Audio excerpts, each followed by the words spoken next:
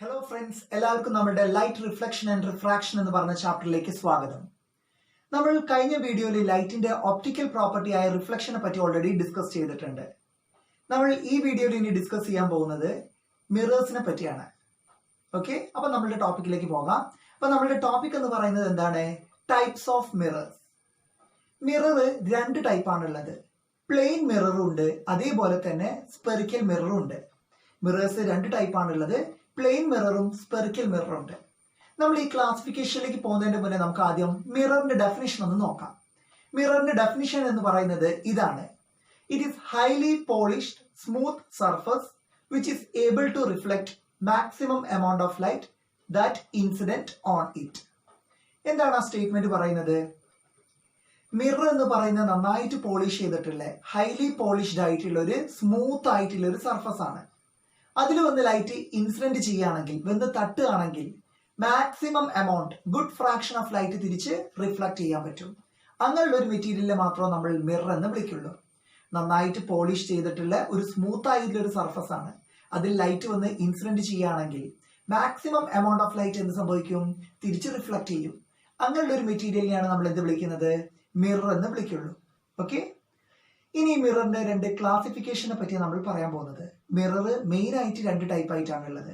അതിൽ ഒന്നാണ് plain mirror എന്ന് പറയുന്നത്, രണ്ടാമത്തത് സ്പെറിക്കൽ മിറർ. അതിൽ ആദ്യത്തെയാണ് നമ്മളുടെ പ്ലെയിൻ മിറർ എന്ന് പറയുന്നത്. പ്ലെയിൻ മിററിനെ പറ്റി നമുക്ക് ഡീറ്റെയിൽഡ് ആയിട്ടൊന്നും ഈ ചാപ്റ്ററിൽ പഠിക്കാനില്ല. ജസ്റ്റ് അതിന്റെ കുറച്ച് പ്രോപ്പർട്ടീസും ഡെഫിനിഷനും മാത്രം ഓർത്തു വെച്ചാൽ മതി. ഓക്കെ, അപ്പൊ നമ്മളുടെ പ്ലെയിൻ മിറർ പറയുന്നത് ഇതാണ്: ഒരു മിററിന്റെ റിഫ്ലക്ട് ചെയ്യുന്ന സർഫസ് പ്ലെയിൻ ആണെങ്കിൽ അങ്ങനെയുള്ള മിററിനെ നമ്മൾ പ്ലെയിൻ മിറർ എന്ന് വിളിക്കും.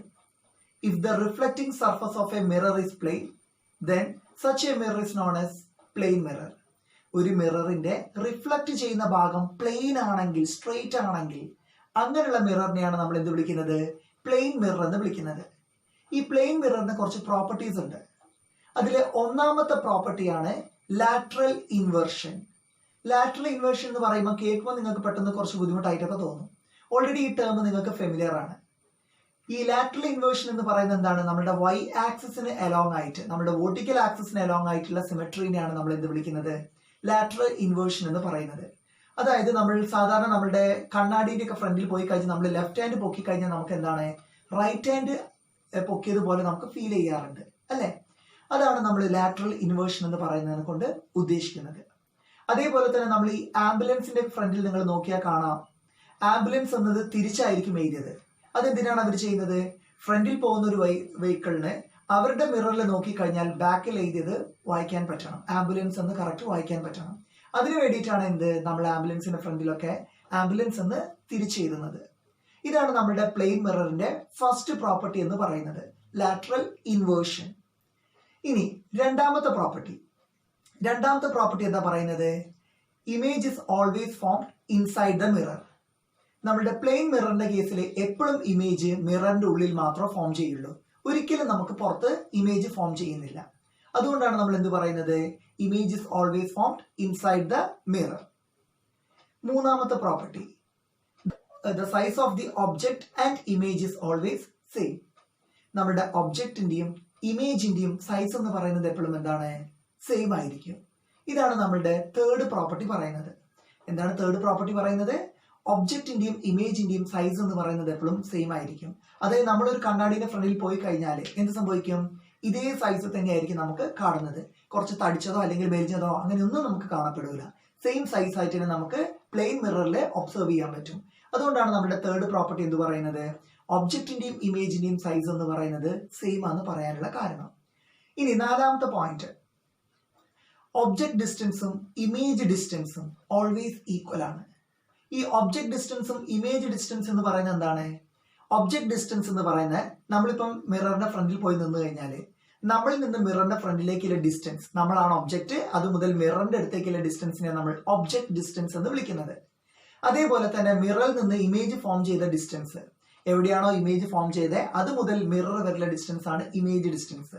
പ്ലെയിൻ മിററിന്റെ കേസിൽ ഒബ്ജക്ട് ഡിസ്റ്റൻസും ഇമേജ് ഡിസ്റ്റൻസ് എന്ന് പറയുന്നത് ഓൾവേസ് ഈക്വൽ ആയിരിക്കും. അതേപോലെ വേറൊരു പ്രോപ്പർട്ടിയാണ്, nature of the plain mirror is always virtual and erect. ഒരു പ്ലെയിൻ മിററിന്റെ നേച്ചർ എന്ന് പറയുന്നത് എപ്പോഴും വെർച്വലുമായിരിക്കും, ഇറക്റ്റുമായിരിക്കും. എന്താണ് ഇറക്റ്റ് എന്ന് പറയുന്നത്? ഒന്നുമില്ല, നേരെ തന്നെ എന്നാണ് അതിന്റെ മീനിങ്.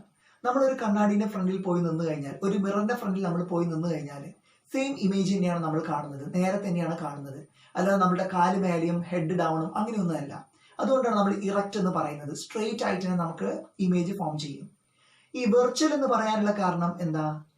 ഒരിക്കലും നമുക്ക് ഒരു പ്ലെയിൻ മിറർ കാരണം ഉണ്ടാവുന്ന ഇമേജ് ഒരു വൈറ്റ് സ്ക്രീനിൽ നമുക്ക് ഒബ്റ്റെയിൻ ചെയ്യാൻ പറ്റൂല. അത് എപ്പോഴും മിററിന്റെ ഉള്ളിലാണ് ഫോം ചെയ്യുന്നത്. അതൊരു ഇമാജിനറി കൺസെപ്റ്റ് ആണ്. ഒരിക്കലും നമുക്ക് ഒരു വൈറ്റ് സ്ക്രീനിലായിട്ട് ഇമേജ് ഫോം ചെയ്യിക്കാൻ പറ്റില്ല. എപ്പോഴും മിററിന്റെ ഉള്ളിൽ മാത്രം ഫോം ചെയ്യുള്ളൂ. അതുകൊണ്ടാണ് നമ്മൾ അതിനെ വെർച്വൽ ഇമേജ് എന്ന് പറയുന്നത്. വെർച്വൽ ആൻഡ് ഇറക്റ്റ് ആണ് നമ്മുടെ പ്ലെയിൻ മിററിന്റെ നേച്ചർ എന്ന് പറയുന്നത്. അതേപോലെ വേറൊരു പ്രോപ്പർട്ടിയാണ് പ്ലെയിൻ മിററിന്റെ ഫോക്കൽ ലെങ്ത് എന്ന് പറയുന്നത് ഇൻഫൈനൈറ്റ് ആണ്. The focal length of a plane mirror is infinite. Infinite എന്ന് പറയുമ്പോൾ വെരി ഹൈ വാല്യൂ ആണ്, അല്ലെ? ഈ ഫോക്കൽ ലെങ്തിനെ പറ്റി നമ്മൾ ഡീറ്റെയിൽഡ് ആയിട്ട് നെക്സ്റ്റ് ടോപ്പിക്കിൽ പറയും. അതൊന്ന് കുറച്ചും കൂടി ക്ലിയർ ആകും. ഇപ്പം ജസ്റ്റ് ഒന്ന് ഓർത്ത് വെക്കാം, ഒരു പ്ലെയിൻ മിററിന്റെ ഫോക്കൽ ലെങ്ത് എന്ന് പറയുന്നത് ഇൻഫൈനൈറ്റ് ആണ്. അപ്പം ഇത്രയും കാര്യങ്ങളാണ് നമ്മുടെ പ്ലെയിൻ മിററിന്റെ കേസിൽ നമ്മൾ ഓർത്ത് വെക്കേണ്ടത്.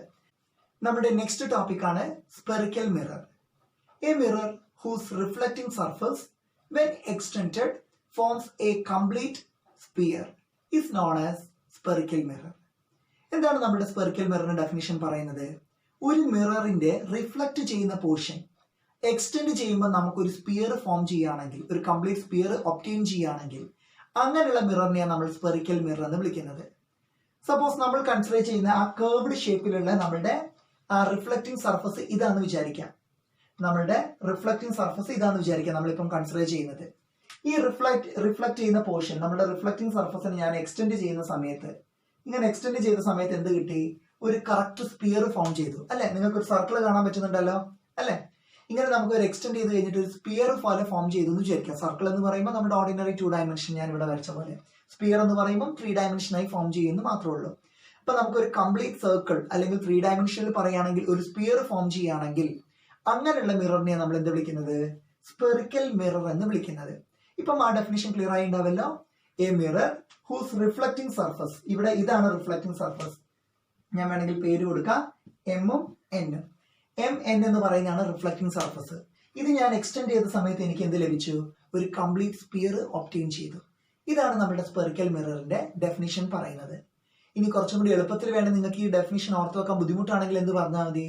A mirror whose reflecting surface is curved is known as spherical mirror. അങ്ങനെ പറഞ്ഞാലും പ്രശ്നമൊന്നുമില്ല. പക്ഷെ നമ്മൾ ആദ്യം പറഞ്ഞതാണ് കറക്റ്റ് സ്റ്റേറ്റ്മെന്റ് എന്ന് പറയുന്നത്. ഒരു മിററിന്റെ റിഫ്ലക്ട് ചെയ്യുന്ന ഭാഗം കേർവ്ഡ് ആണെങ്കിൽ അതിനെ നമുക്ക് എന്ത് വിളിക്കാം? സ്പെറിക്കൽ മിറർ എന്ന് വിളിക്കാം. ഇങ്ങനെയും നമുക്ക് വേണമെങ്കിൽ സ്പെറിക്കൽ മിററിനെ ഡിഫൈൻ ചെയ്യാൻ സാധിക്കുന്നതാണ്.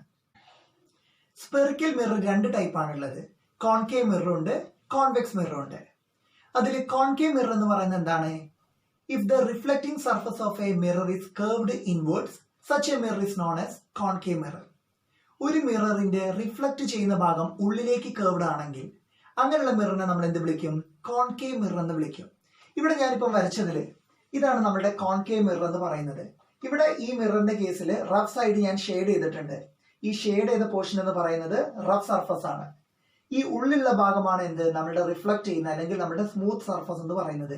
ഈ പോർഷനിൽ ലൈറ്റ് വന്ന് ഇൻസിഡന്റ് ചെയ്യുകയാണെങ്കിൽ, വന്ന് തട്ടാണെങ്കിൽ മാത്രമാണ് റിഫ്ലക്ട് ചെയ്യുള്ളൂ. അടുത്തത് convex mirror. A mirror whose reflecting surface is curved outwards is known as convex mirror.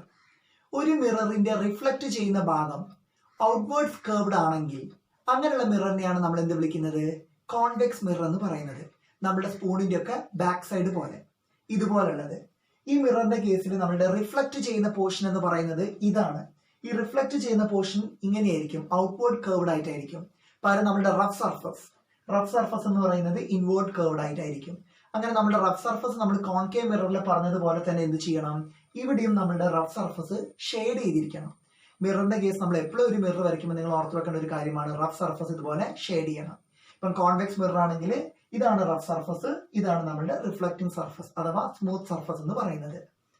അങ്ങനെ നമുക്ക് എന്ത് പറയാൻ പറ്റും? സ്പെറിക്കൽ മിറർ 2 ടൈപ്പ് ആണുള്ളത്, കോൺകേവും ഉണ്ട്, കോൺവെക്സും ഉണ്ട്. ഒരു മിററിന്റെ കേസിൽ നമുക്ക് കുറച്ച് ടേംസ് അറിഞ്ഞിരിക്കേണ്ട കാര്യങ്ങളുണ്ട്. നമ്മൾ ഇനി അങ്ങോട്ട് ഈ ചാപ്റ്ററിൽ ആ ടേംസ് വെച്ചിട്ടാണ് ഡീൽ ചെയ്യുന്നത്. അതിലേക്കാണ് നമ്മൾ നെക്സ്റ്റ് പോകുന്നത്. അതിനുവേണ്ടി ഞാൻ എന്ത് ചെയ്യാണ്, ഒരു മിറർ വരച്ചിട്ടുണ്ട്. ഒരു കോൺകേവ് മിററാണ് വരച്ചത്. അതിന്റെ റഫ് സർഫസ് ഇതാണ്, ഞാൻ ഷെയ്ഡ് ചെയ്തിട്ടുണ്ട്. അതുകൊണ്ട് റിഫ്ലക്റ്റിംഗ് സർഫസ് എന്ന് പറയുന്നത് ഈ പോർഷൻ ആയിരിക്കും. എളുപ്പത്തിന് വേണ്ടിയിട്ട് ഞാൻ ഇതിനൊരു പേര് കൊടുക്കുകയാണ്. റിഫ്ലക്റ്റിംഗ് സർഫസിന് MN എന്ന് പറയുന്ന പേര് കൊടുക്കുകയാണ്.